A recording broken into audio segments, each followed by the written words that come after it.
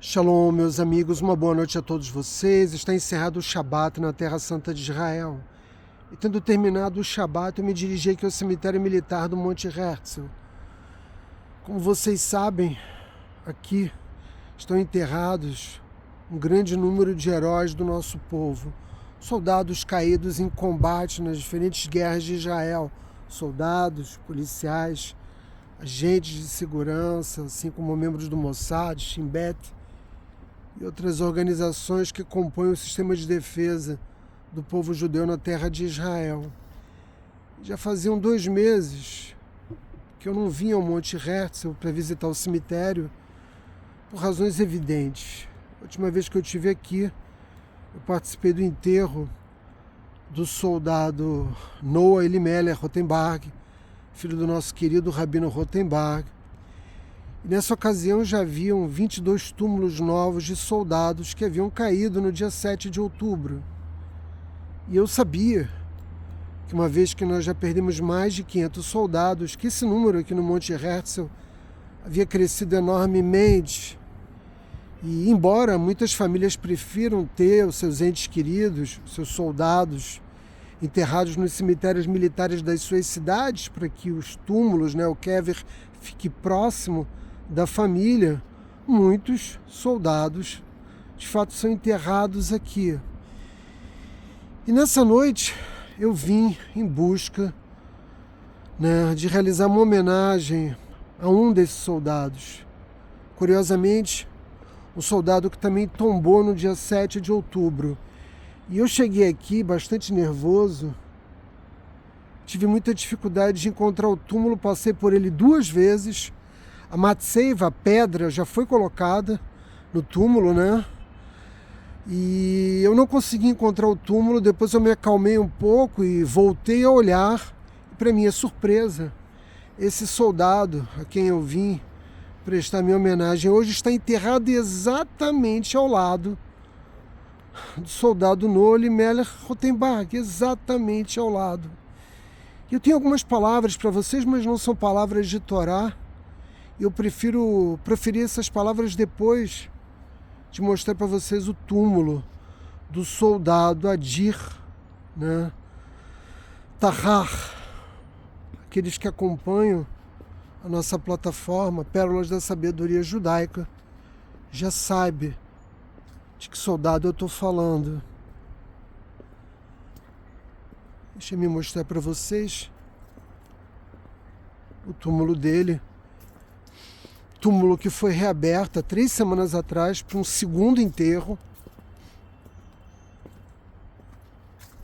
Algo absolutamente inusual na cultura judaica, mas que foi necessário pelas razões que eu já pretendo explicar.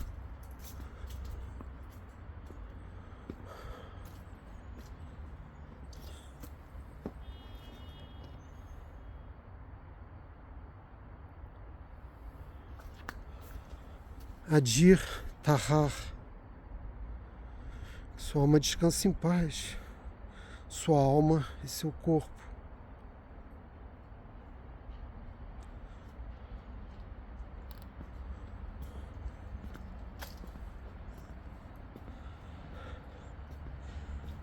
Bom, como vocês podem ver, todos os túmulos que se seguem,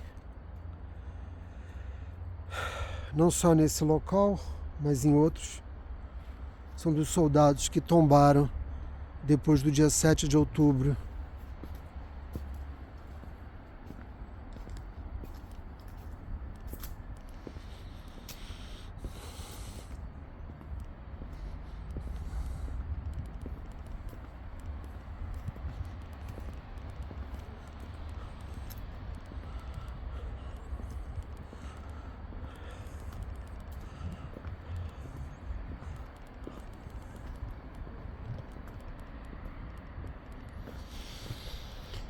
Minha mensagem de hoje para vocês, ela tem uma natureza muito mais sociológica, por assim dizer, do que propriamente de Torá. Até porque, se fosse de Torá, eu evitaria fazê-la aqui. Eu sempre estive convencido, pessoalmente, de que o apoio de determinados governos, organizações, partidos políticos progressistas ou de esquerda no mundo, a causa palestina definitivamente derivavam, sobretudo, de uma forte incompreensão do que significa a causa palestina, do que significa o islamismo, né? Do que significa a luta, né, empreendida pelo movimento islâmico por meio da jihad e de outras formas historicamente conhecidas ao longo da história do Islã. E definitivamente eu afirmo aqui que o islamismo é sinônimo de violência e de barbárie. E isso está muito longe de estar situado como um problema aqui na terra de Israel. O que eu quero dizer é que o conflito árabe-israelense nem de longe representa de fato, de uma forma, né, mais completa, a natureza daquilo que nós, né, que nos associamos aos valores contidos na Torá, não só em Israel, mas no mundo todo, uma vez que esses valores que hoje, né, são nomeados como valores humanos descendem todos, sem exceção, né, dos valores contidos no Pentateuco mosaico, ou seja, nos 5 livros da Torá. E o atentado terrorista realizado recentemente no Irã, que levou a vida de mais de 100 iranianos, revela de uma maneira muito clara quais são os métodos escolhidos pelo movimento islâmico para promover os seus objetivos estratégicos. Ou seja, todos aqueles que falam em nome do Islã, em qualquer época da história humana, sempre optaram deliberadamente pelo uso da violência. Violência moderada e restrita, violência desprovida de qualquer valor humano como parte da sua estratégia de ação militar.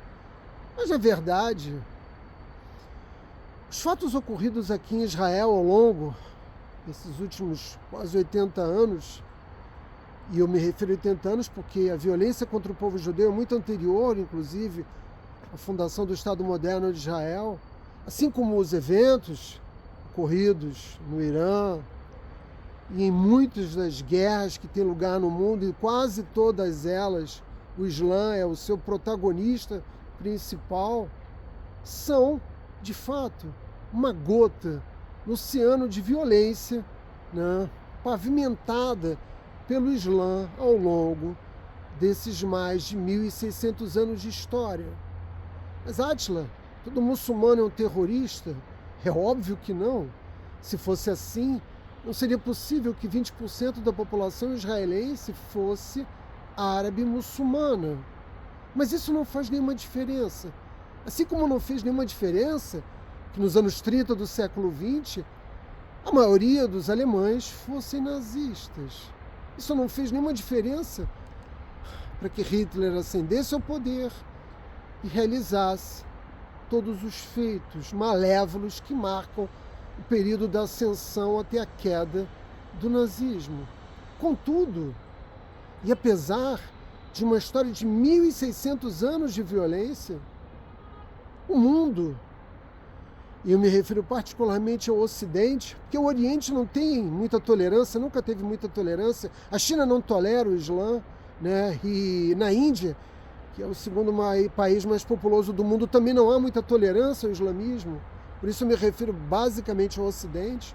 O Ocidente acreditou que no esteio dos valores humanitários era possível construir uma cultura, né, que reconhecesse essas diferenças e que valorizasse essas diferenças naquilo que se passou a identificar como multiculturalismo. E eu digo a vocês que, em tese, não há nada de errado neste princípio. O problema é que existem certas práticas humanas, existem certos valores, né, que estão contidos em determinadas sociedades que definitivamente não podem ser aceitos. Portanto, o multiculturalismo como uma forma de pensamento, ele mostra a sua incapacidade de compreender uma realidade que vai muito além das suas boas intenções. E a Europa, sobretudo a Inglaterra, a França, a Alemanha, a Suécia e alguns outros países levaram 70 anos para descobrir isso. E possivelmente agora seja tarde demais para fazer alguma coisa a esse respeito. Eu sei que vocês sabem do que eu estou falando, eu não preciso aqui fazer uma digressão do que está acontecendo nas principais cidades europeias. Mas nós devemos,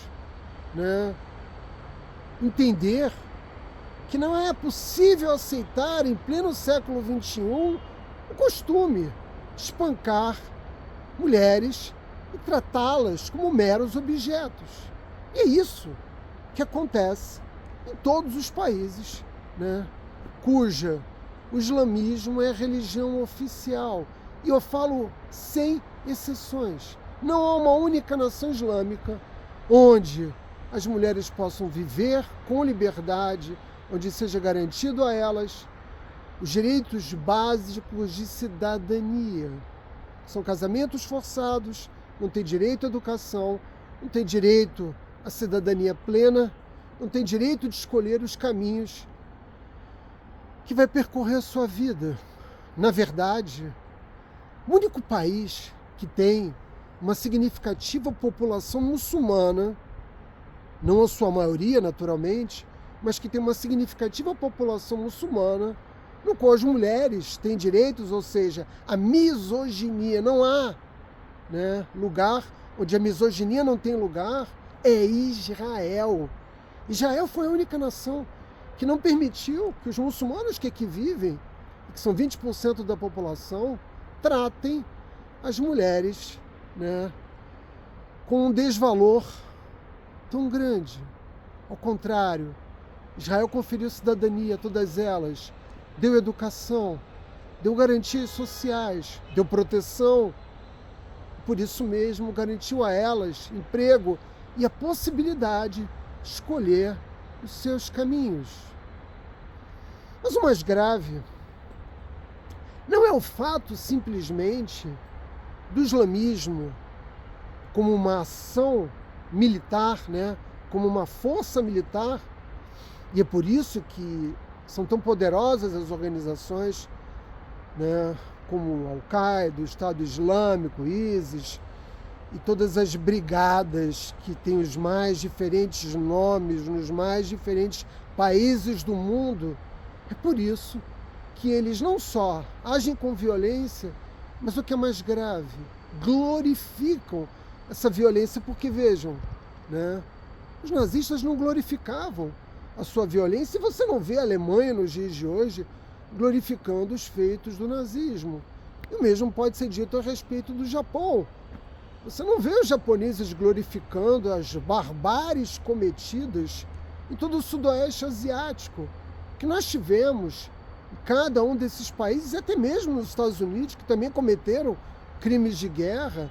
Não é a glorificação da violência, mas o reconhecimento dos erros do passado, retificações, reparações, pedidos de perdão, como foi feito pelo Japão, como foi feito pela Alemanha, como foi feito por tantos países, mas jamais pela Turquia, por exemplo, no que diz respeito ao massacre dos armênios. Não por acaso, a Turquia é uma nação islâmica. Vejam a diferença.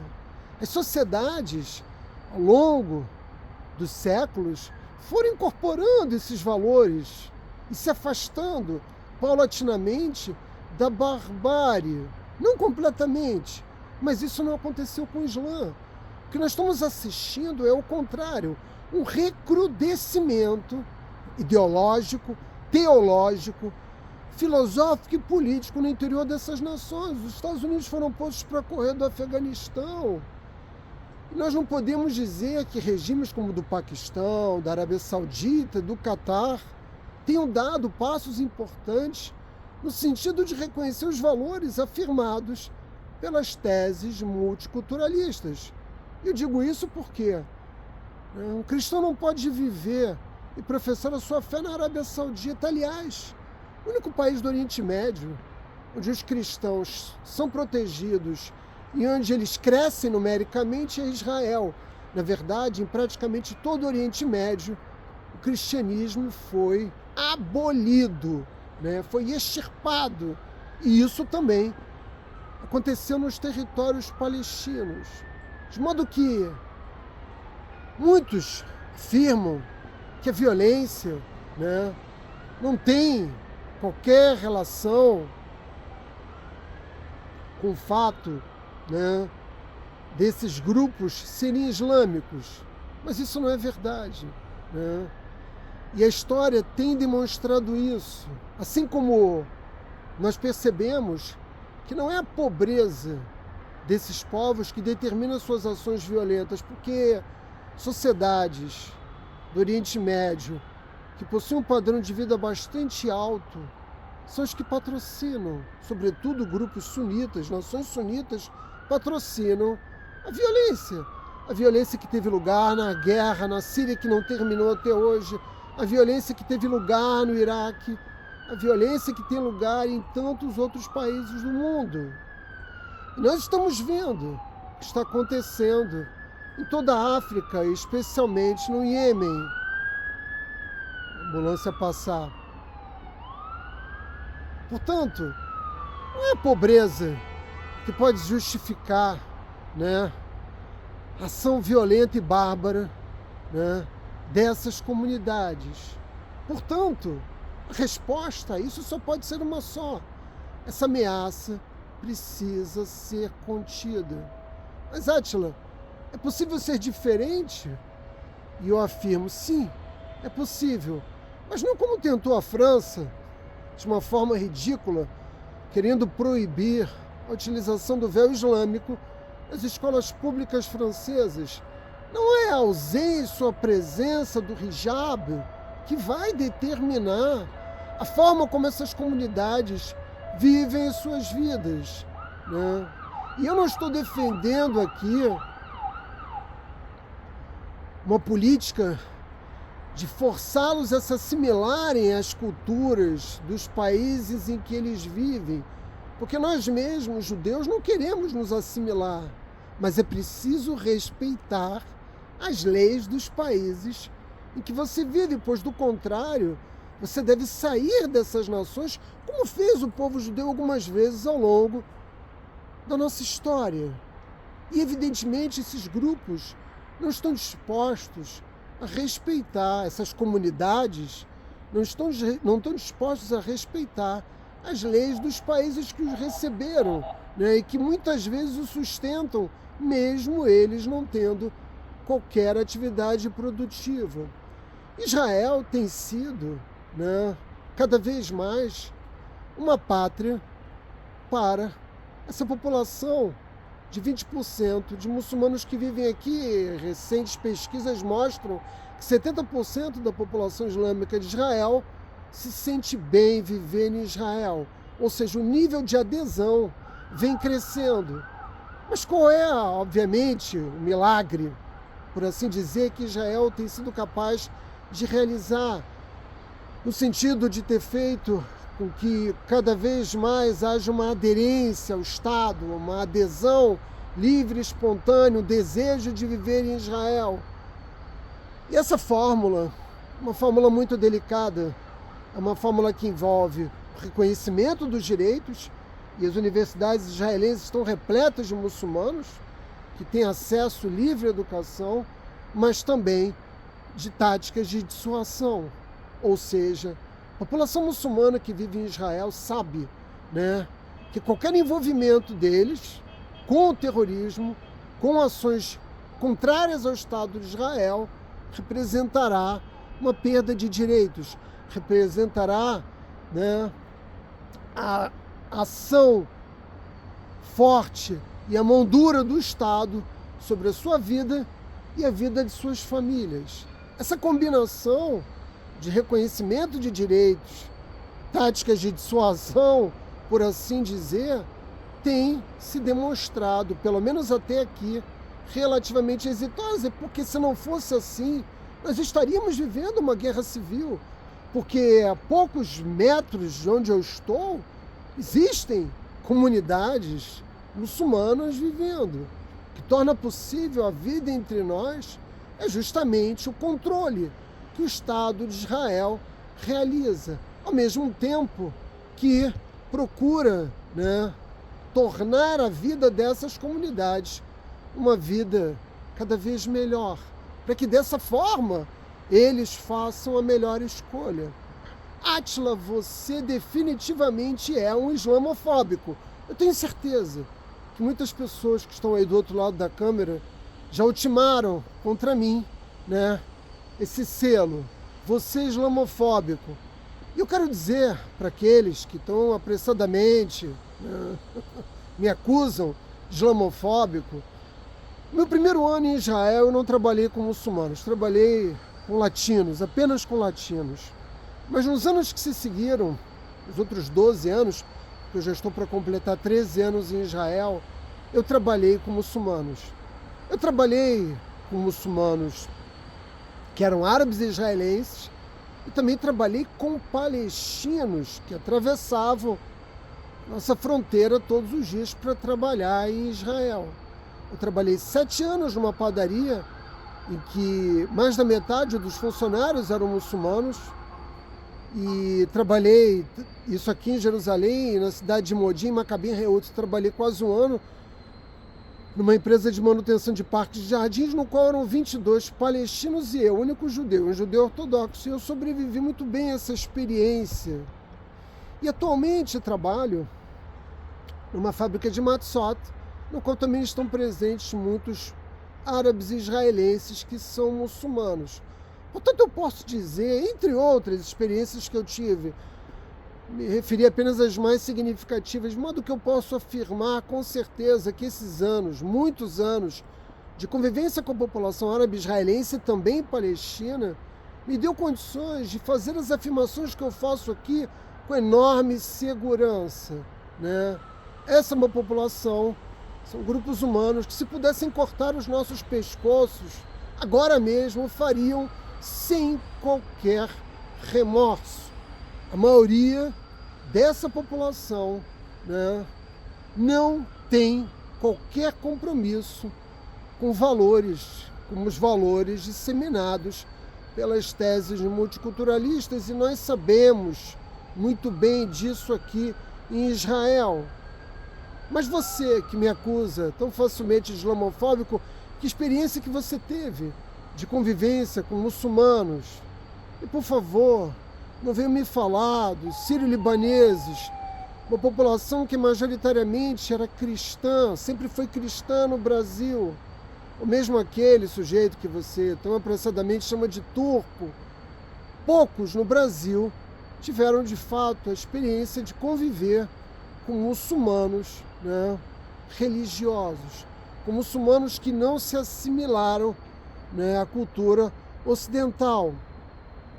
Portanto, eu sei que esse equilíbrio tão delicado que nós encontramos aqui em Israel é difícil de ser mantido, e mesmo ele não é uma garantia definitiva. Os anos que se seguirão vão mostrar, de fato, se os sionistas acertaram ou não nas decisões que tomaram na forma de conduzir as coisas em Israel. Eu sei que são sentenças duras, mas elas precisam ser reveladas, elas precisam ser consideradas. Porque as ameaças que repousam sobre as nossas vidas são de ter um 7 de outubro em cada cidade europeia, em cada cidade do mundo e também no Brasil, e de uma forma muito mais intensa, de uma forma muito mais violenta, atingindo grupos cada vez maiores. Como eu disse antes, essa ameaça precisa ser contida. Mas Átila, e o soldado Adir Tahar? Bom, ele caiu em combate no próprio dia 7 de outubro. Nós perdemos quase 300 soldados nesse dia, que se encontravam em bases militares, ou nos kibbutz onde viviam, ou nas ruas, e que fizeram um primeiro enfrentamento né, a invasão de mais de 2.000 jihadistas do Hamas e da Jihad Islâmica, da Frente Palestina e outros grupos que invadiram o território israelense a partir do 7 de outubro. Adi foi morto. Depois de morto, teve a sua cabeça decapitada. O seu corpo sofreu inúmeras formas de abuso, que eu prefiro não fazer menção detalhada. Sua cabeça foi retirada do local onde o seu corpo se encontrava, foi levada para dentro de Gaza. Mas Átila, o que os palestinos pretendiam fazer com a cabeça do soldado Adir? Vendê-la por $10.000, como troféu de caça. Quando Adir foi enterrado aqui no Monte Herzl, Adir tinha só 19 anos, ele era sargento do Exército de Israel, membro das Forças de Defesa de Israel.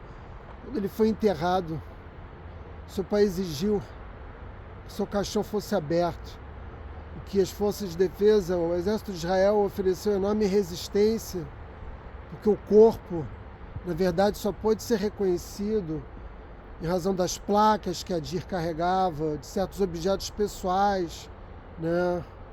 A sua cabeça depois só foi reconhecida também por conta dos dentes e também, sobretudo, de testes de DNA. E quando o pai de Adir abriu o caixão, viu que Adir não tinha sua cabeça, e aí se iniciou uma luta, né, para encontrar a cabeça de Adir, para que o pai entendesse o que havia acontecido. E miseravelmente o Hamas havia postado no Telegram os vídeos da execução desse soldado, de todos os abusos que haviam sido cometidos contra o seu corpo.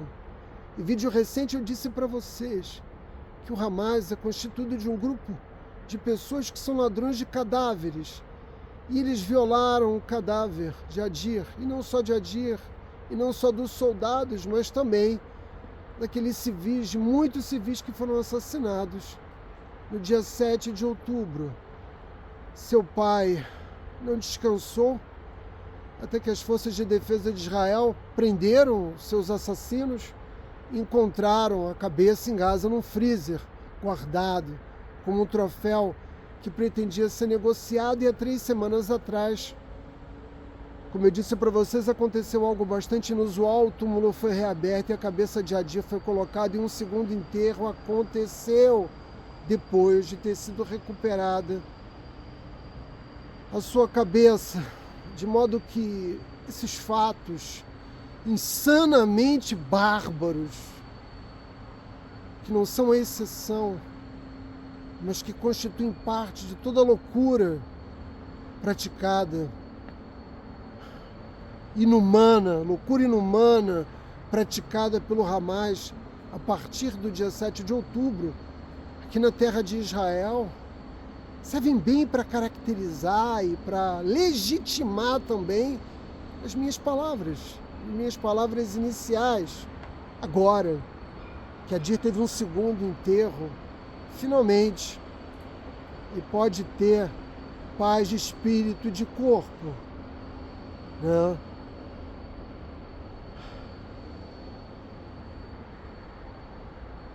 E eu pergunto a vocês, pode haver algum sinal de humanidade nessa gente?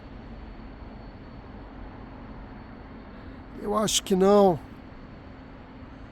É preciso que todos entendam contra o que nós estamos lutando, meus amigos. Shavuot Tov a todos vocês.